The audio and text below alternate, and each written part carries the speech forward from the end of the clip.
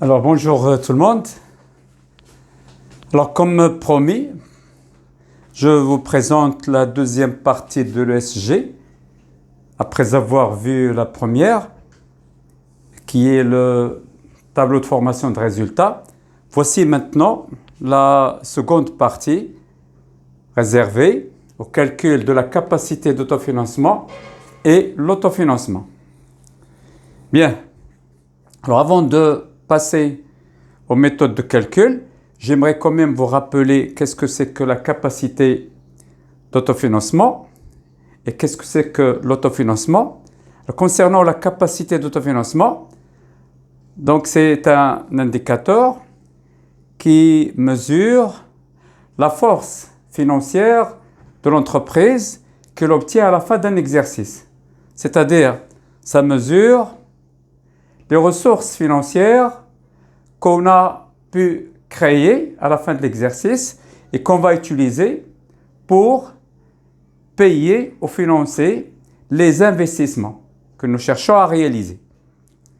Alors ça, c'est la capacité d'autofinancement. Quant à l'autofinancement, eh bien, c'est ce qui reste de la capacité d'autofinancement après avoir retranché la partie de bénéfices qu'on distribue aux associés.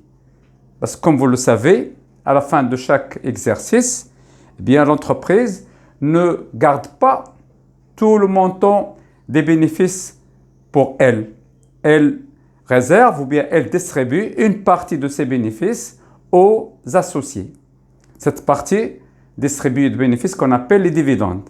Donc l'autofinancement, c'est ce qu'on trouve de la capacité d'autofinancement après avoir retranché ces bénéfices distribués qu'on appelle les dividendes. Alors venons-en maintenant au calcul. D'abord, le calcul de la capacité d'autofinancement. Alors de quoi nous partons?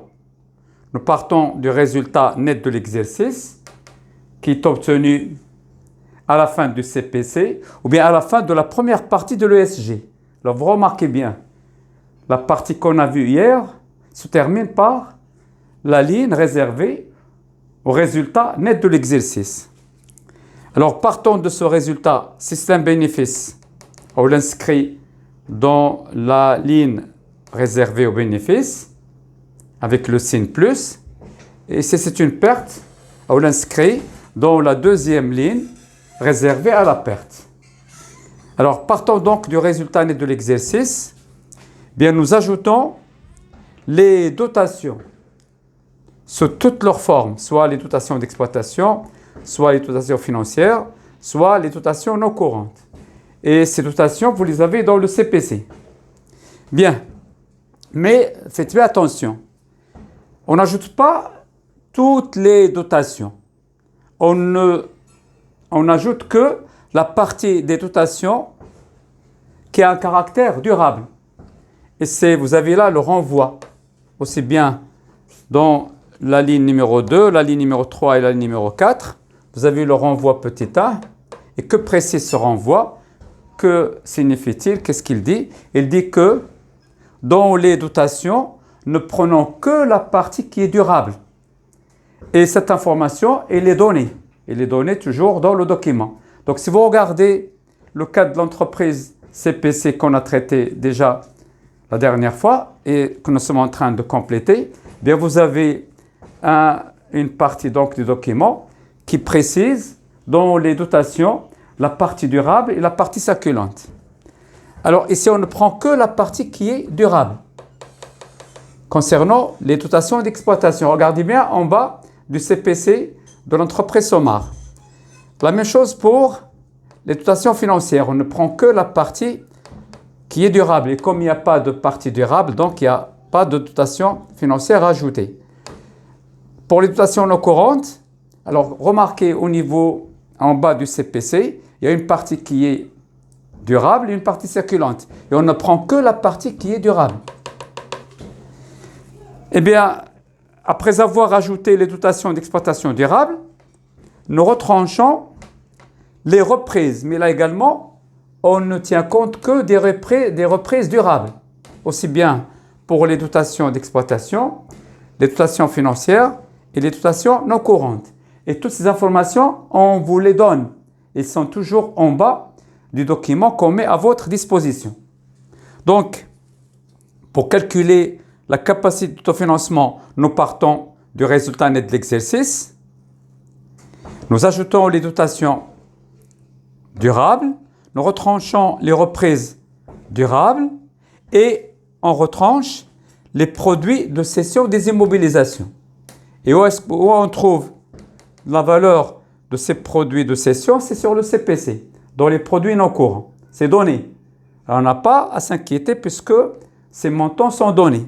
Donc, on retranche les produits de cession des immobilisations et on ajoute la VNA des immobilisations cédées. Et la VNA, elle est bien entendu donnée dans le CPC au niveau des charges non courantes. Et tout calcul fait, on détermine cette capacité d'autofinancement que nous cherchons. La force financière qu'obtient l'entreprise à la fin de l'exercice. Donc, capacité d'autofinancement, si vous remarquez bien, nous partons du résultat net de l'exercice, qui est de 30 871,5. Nous ajoutons les dotations d'exploitation, les dotations non courantes, puisqu'il n'y a pas de dotation financière.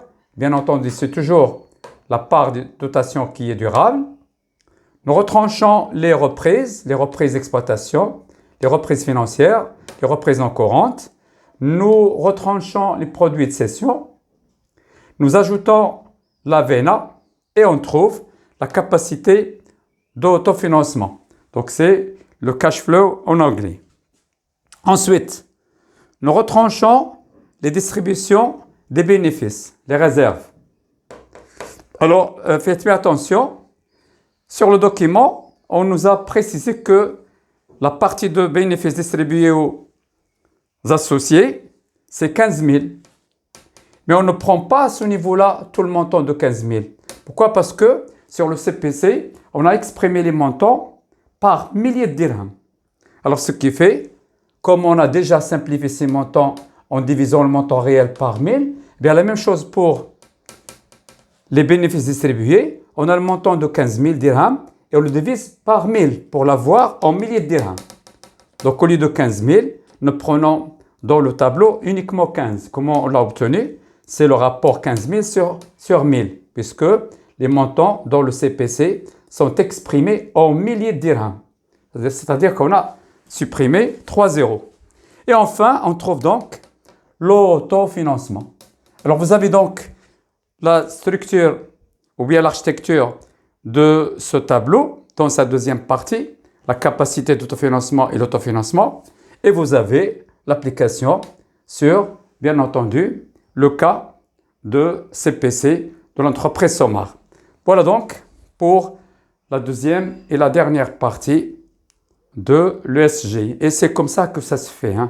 Donc, il n'y a pas autre chose. Donc, nous aurons, après ce cas-là, je vous enverrai un autre cas d'une autre entreprise et nous traiterons donc le cas de la même façon. Nous calculerons aussi bien les éléments de résultat de la formation du tableau de résultats, également la deuxième partie, la capacité d'autofinancement et l'autofinancement. Voilà, je vous remercie de votre attention et à l'application.